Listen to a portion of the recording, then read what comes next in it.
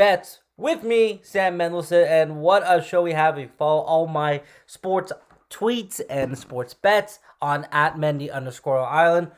What a week it was. All the home teams except for the Dallas Cowboys, the one team that I have a massive fanaticism towards, wins. And so breaking down last week's games, we got 6 from last week, 4 from this week in the divisional round, 4 and 6 in the picks. So not bad. I had Cincinnati minus 5.5. They win 26-19 over Oakland, or why did I say Oakland? Over the Las Vegas Raiders.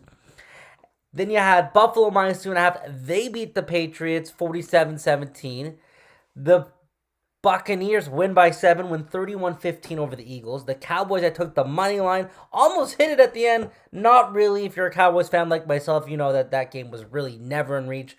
Then I had the Steelers plus 14.5, and I really thought that they would keep the game close. They scored the first touchdown of the game, and then after that, the Chiefs scored 35 unanswered points before they got the next point for the Steelers. And then for the Rams-Cardinals, I took the Rams minus 4.5. They absolutely manhandled Kyler Murray and the Arizona Cardinals. In terms of the over-under, I only go 2 and 6. So 6 and 12, that's 50%. We're going to try and do a lot better this week. Let's get right into it. And look, Cowboys may be out, but this to me is the Elite 8 of the NFL. You got the Bengals versus the Titans starting us off Saturday afternoon. You got the Packers and the Niners for the 9th time that they're meeting, the most ever by 2 teams in NFL playoff history. You got the Rams Buccaneers. They played earlier in the year where the Rams won in LA over Tampa Bay. It's going to be a big challenge for the Buccaneers, who absolutely had a walk-through of a day facing Jalen Hurts and the Eagles. And then the final game of the weekend, a rematch of last year's AFC Championship. You got the Bills at the Chiefs. So let's start with the first game.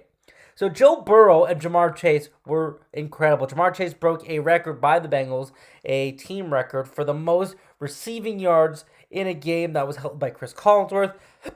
Ja'Marr Chase was incredible. 9 for 116.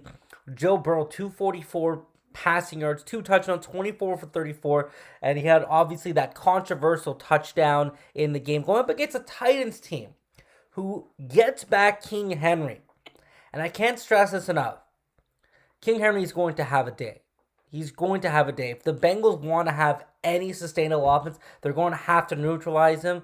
I think Ryan Tannehill goes from an average quarterback to an above average quarterback with the addition of Derrick Henry. And I think it's going to be a great game. Now, I'd rather put my eggs in the Joe Burrow basket than the Ryan Tannehill basket. I don't think the crowd in Tennessee is going to be that crazy. I don't think it's going to be an atmosphere that Joe Burrow is going to be unfamiliar with. They got that first win out of their way. Joe Mixon, though, 17 rush attempts, 48 yards. He's going to have a bigger game, whether it's in the screen game, whether it's in the run game. He's going to be more of a factor. He's going to need to be more of a factor. CJ Uzomah was 6 for 64 to touchdown. He was a nice surprise. If you had him for first touchdown bet, that was obviously a great call. I had Dawson Knox in the Bills game, but I didn't parlay that with CJ Uzomah. But then Tyler Boyd and T. Higgins combined for 5 receptions. I think Tyler Boyd got that controversial touchdown. So the spread is right now 4 points for the Titans. And I was able to get the Bengals at plus 4.5. There's CJ Uzomah. He scored that opening touchdown at home. Look, the Bengals benefited from being at home. It was their first playoff win in over 30 years. Joe Burrow at times looked incredible. Sometimes he looked a little bit sporadic. But for 24 for 34, for 244 yards, as I mentioned, I think, Titans are going to try and key in on Ja'Marr Chase. But what the Bengals are able to do, and what they've been doing all year, is they've been able to beat you through different ways. Now, I like Tyler Boyd in this game to get another touchdown. I think T. Higgins needs to have a bit more of a presence as well. Look, see, there's no question that Ja'Marr Chase and Joe Burrow have that chemistry. And I love what Ja'Marr Chase was able to do against the Raiders secondary. He's not going to be going up against a better secondary in the Titans, but they do get pressure from their defensive line. Joe Burrow's going to have to get the ball out. He's going to have to throw quick slants. And look, on the other side of the ball, I do like A.J. Brown a lot. I think Julio Jones, just 1 touchdown. He was a bit of a disappointment. I know he was in and out of injuries, but Derrick Henry is how this team is able to progress. I don't know if the Bengals win, But if you're going to give me 4.5 points, I think this could easily be a 28-24 game or 31-27. The Bengals can put up points. As I said here, C.J. Uzomah is going to be a target as well. You got to have more out of T. Higgins. You got to have more of Tyler Boyd. But really, defensively is really where I want to key in. I think they did a very good job last week. That was the Bengals with two of their pass rushers, Sam Hubbard and Trey Hendrickson, leading the way. Henderson, he did practice today. He was dealing with a bit of concussion, so that is a little bit worrisome for me if I'm looking at what the Bengals can do. And look, they're going to have to really neutralize Derrick Henry. I've mentioned it once. I'll mention it probably another 3 more times. If they can force Ryan Tannehill to throw the ball on 3rd and 7, 3rd and 6, that's the thing with Derrick Henry. He gets you 5-6 yards on a carry. So first down turns into 2nd and 6, 2nd and 4, and then all of a sudden they get another first down, and that's how they're able to move the ball so methodically. If they're able to stifle Derrick Henry, which I don't know how healthy he is, I know he looked good at practice this week. I know it's exciting to see him back, but this guy hasn't played in quite some time. The Bengals can do that. They could have a chance to win this game. I don't know if I love them to win outright, but I do like the over in this game. Now, it's 46.5 points. I talked about 2 scores. I said 28-24, and I said 31-27. Both those to me look like very good options. Look, I was obviously wrong with my over-unders last week. 2-4-6 is not something I'd write home about. But I do think that this is a team that both defenses aren't as sharp as they could be. I think it was a cold night in Cincinnati. I think it's going to be, I don't know what the temperature is going to be like in Tennessee, but I can't imagine it being too cold. The lines kind of shifted, 47, 48. But if you're able to get them at that 46.5 mark, which I was able to, I think you're going to absolutely love that. You're going to see points galore all day. And you know what? Give me points. I was wrong. I took a couple unders. They turned to overs. The overs in the Dallas game turned into an under. And then I took an over in the Cincinnati game because I was expecting points. This should be a great way to start the NFL divisional weekend. You got the Bengals. You got the Titans. I'm taking the Bengals +4, and I'm taking the over 46.5 on that one. And that is the first game of the weekend. Moving on to the second game of the weekend, the Saturday night game. I mean, outside of the Bills-Chiefs game, this is the game I'm most excited for. Aaron Rodgers at home, coming off a bye week. He is from California, a big San Fran fan, passed them up on the draft, took Alex Smith. Years later, clearly a mistake by the 49ers, but they seem happy right now. Even though Jimmy Garoppolo can be Jimmy Garoppolo at moments, they do have that secret X weapon in Deebo Samuel, who had 13 plays that he had from the running back situation. He didn't run 13 plays, but he was so proficient in the run game as well. I'm looking at his stats right now. 10 for 72. That's a 7.2 click per rush. You got Eli Mitchell, who 27 for 96. Look, let's go back to a few years ago when the 49ers went to the Super Bowl. They faced the Green Bay Packers, and rumor still has it that Raheem Mostert is still running today. He had 4 touchdowns. He was incredible in that game. That was obviously in San Fran. The Packers are coming back, and they've got guys coming back who are healthy. Zadarius Smith is coming back, David Bakhtiari, Jair Alexander. Look, I'm looking at the receiving, 16 for 25, 172. The Cowboys did a lot of good things in their defense from a standpoint of really controlling the passing game. But as we know with Kyle Shanahan, he does like to run the ball over 180 yards on the ground, or about 180 yards with Mitchell and with Deebo Samuel. And I think that's going to be a key thing that the 49ers are going to be working on. And same for the Packers. But I am taking the Pack -5.5. Here's why. It's Aaron Rodgers. He is going to win another MVP here, folks. And the other thing is the Cowboys really had one chance to win. And now I'm talking about the last play or the play before that. I'm talking about the only way that they could win from a scheme point was if they were able to win the secondary. And I brought that up in the conversation. And CeeDee Lamb had 1 catch. And Amari Cooper had just a couple catches. They really came out very tentative. They were nervous. I don't know what happened. They couldn't get a first down for the first quarter. They had 100 yards or 120 yards at halftime. It was despicable. You're not going to have that problem here with Aaron Rodgers. He's going to utilize Davante Adams, and Davante Adams is the best receiver in the league here, folks. I'm not putting this one way or another. He is the best receiver in the league. He runs the most amazing routes. Him and Rodgers are on such a wavelength that they just know when Davante Adams hasn't even broken from a turn, and he's like running. Rodgers already thrown that ball, turns around, Davante Adams just has to turn around and just make that grab. He's going to have a great day. I really think that it's going to be a really grinding game, but I do like the Packers to win this game by a touchdown. I think it's going to be the game of the week, and I know the Bills-Chiefs game is a rematch of last year's, but I think the 49ers with their run game, the Packers have a great run game and a pass game defensively. Look, last year they lost in the conference finals to the Buccaneers, but there weren't any fans in the stadium. This is going to be a packed Lambeau Stadium that's going to play a huge factor. Jimmy G in the cold. I don't like his ability, especially with a torn ligament in his finger. I think the cold weather is going to affect him where it is in a warm stadium, so to speak, in Dallas. It wasn't that much. And again, I'm going with the points. 47.5 points for the over in this game, and I also think that is a bargain with the way these teams can score offensively. And look, I was clearly off with my over-unders. I mentioned that before. I'll say it again. I was more locked in with my picks. That being said, I want points in this game. I think that this is going to be a high-scoring game. I think that San Fran's going to do its job. If Bosa and Fred Warner are able to play, apparently that seems to be the case, then I think they will get some pressure, but Rodgers will find ways to get points. If not, they'll use the run game. They'll utilize, Mason Crosby, who missed a lot of field goals in the season. Robbie Gould, who has yet to miss a field goal in the playoffs. I really like the Packers in this situation. I think, look, the 49ers put up 23 points against the Dallas defense that was, tops in the league in turnovers and were able to force a turnover. Look, there might even be a pick six in this game, mark my words. Jimmy G might throw one or get a sack fumble. But he gets the ball quickly. He's got Ayuk, he's got Kittle, he's got Deebo Samuel. I think there's just too many weapons on the field. And look, I probably said the same thing about the Dallas-San Fran game. But give me the over 47.5 with the 49ers and the Packers. I'm taking the Packers 5.5 to cover and win, obviously. I'm taking the 49ers, Packers over 47.5. And we'll get to the other two games, the Sunday night games and the Sunday afternoon games after this moment.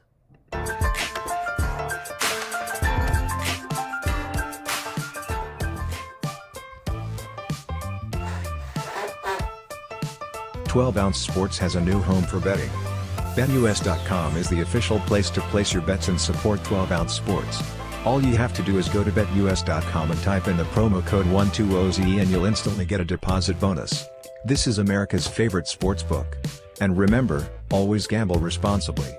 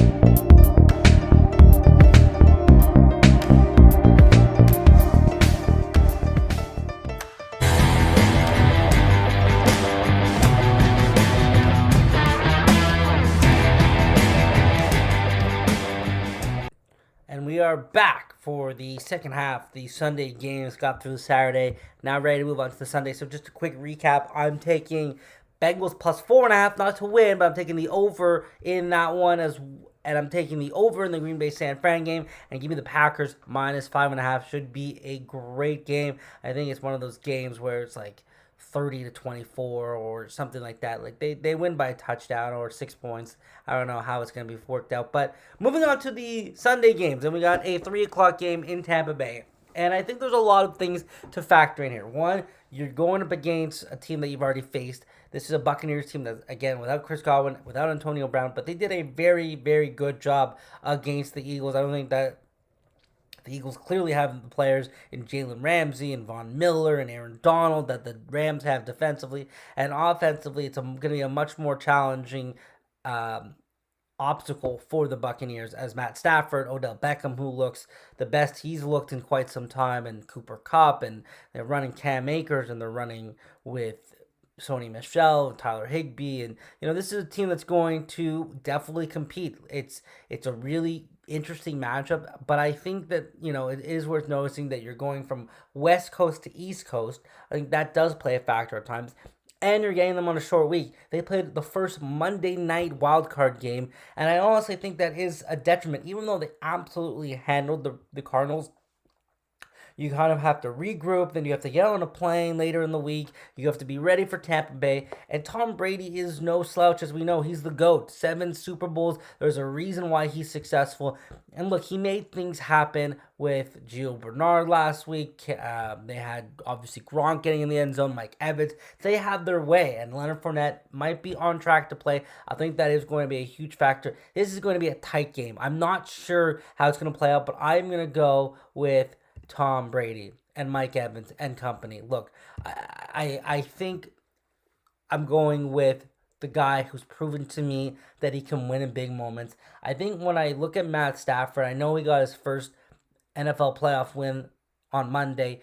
I just don't know if this is a team that, even with if Matt Stafford plays the game of his life, against a very stout defense in the Buccaneers, then they obviously will have a chance, and they're going to have to try and run the ball. But this is the number one rush defense for a reason.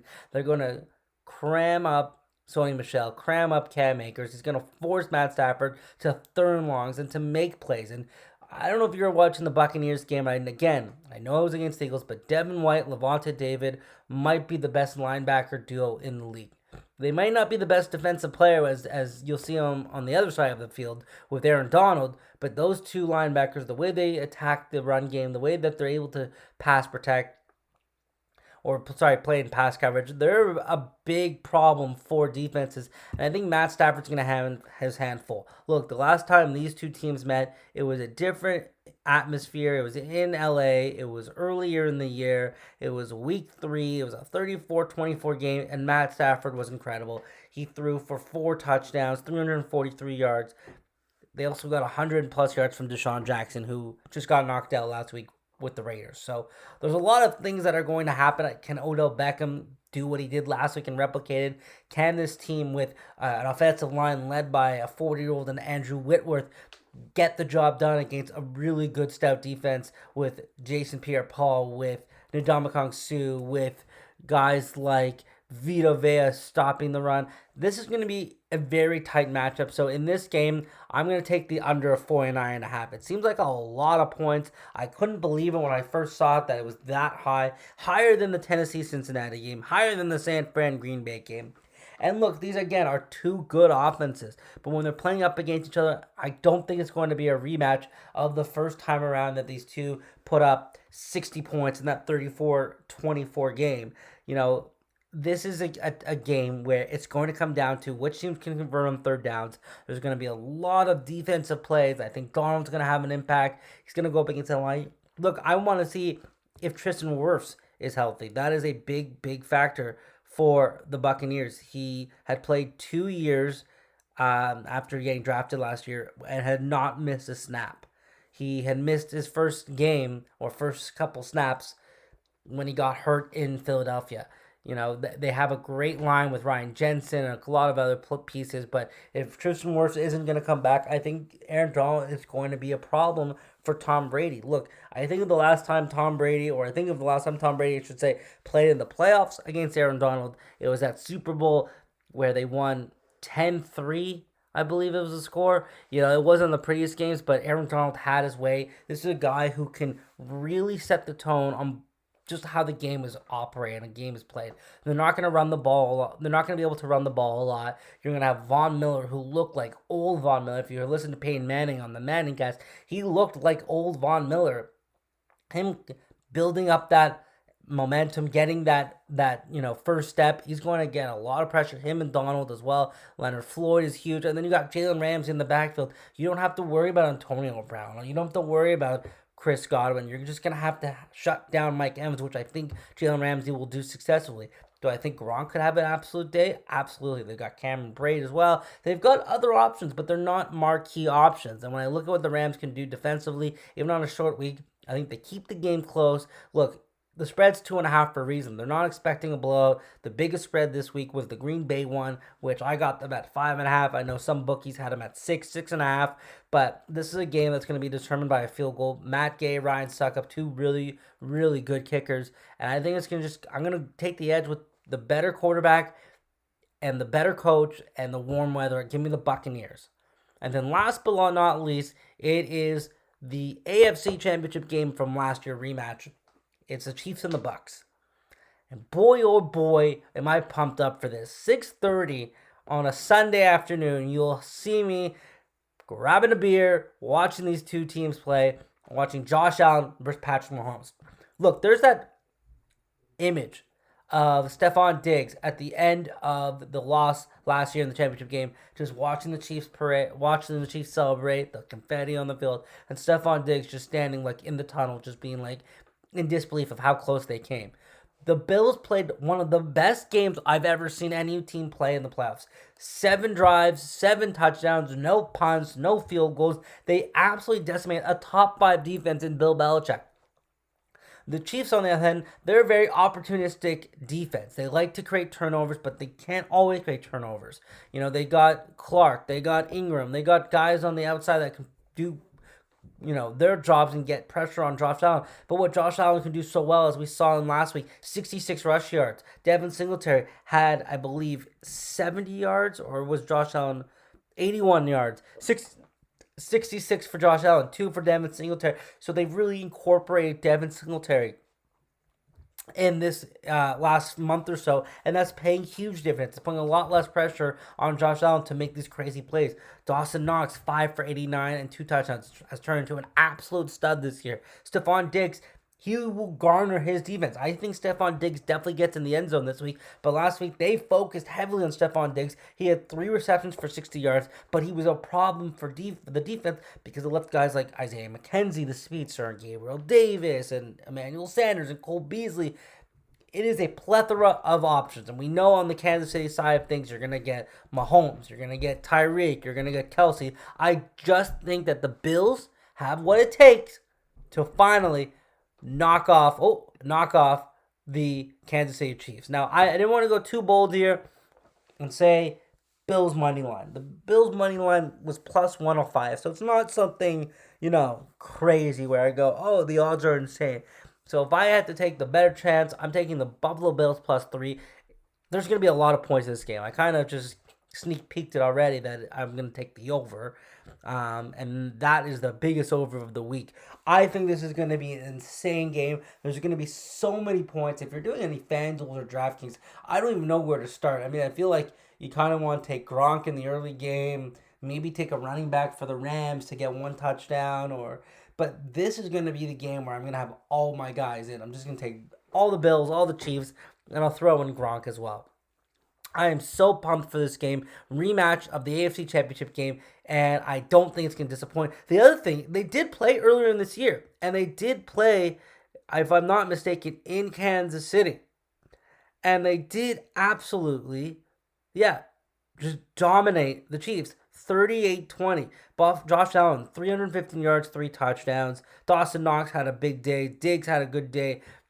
So they've seen them this year. They know what to expect. They have the confidence that they know that they can beat them, and I think they can beat them. But if you're going to give me a 3-point spread, and I'll take the Bills, I'll take the points easily. For the over, I'm just a football fan first. I like to say that as kind of a preface to saying, I'm not entirely sure what's going to happen. I don't know if there's going to be more than 50 points. But I looked at these two teams over the last few weeks. The Bills put up 47. The Chiefs put up 42. They could put that score 47-42 in this game. There's how much scoring there could be. The edge is to the Bills, who do have a better defense. Micah Hyde, Jordan Poyer. I mean, Micah Hyde, one of the best interceptions I've ever seen, where he came and he ran like Willie Mays and he made that catch over Nelson Aguilar's head. It was incredible. They have the better secondary. They've got strong linebackers. They have a solid defensive line. But Patrick Mahomes is Patrick Mahomes. You're going to give me points with two of the most exciting quarterbacks in the league. I'm going to take it. It's 54 points. I don't know if that is me just being crazy or me being wishful thinking, but I think that both these teams could score 30 points each, and I just want to take the over. I feel like it's like the more exciting thing. You're watching, you don't want to see the Bills and the Chiefs put up a score of 17-13. It might be exciting because it's defense and stuff like that. I like to go on the point side.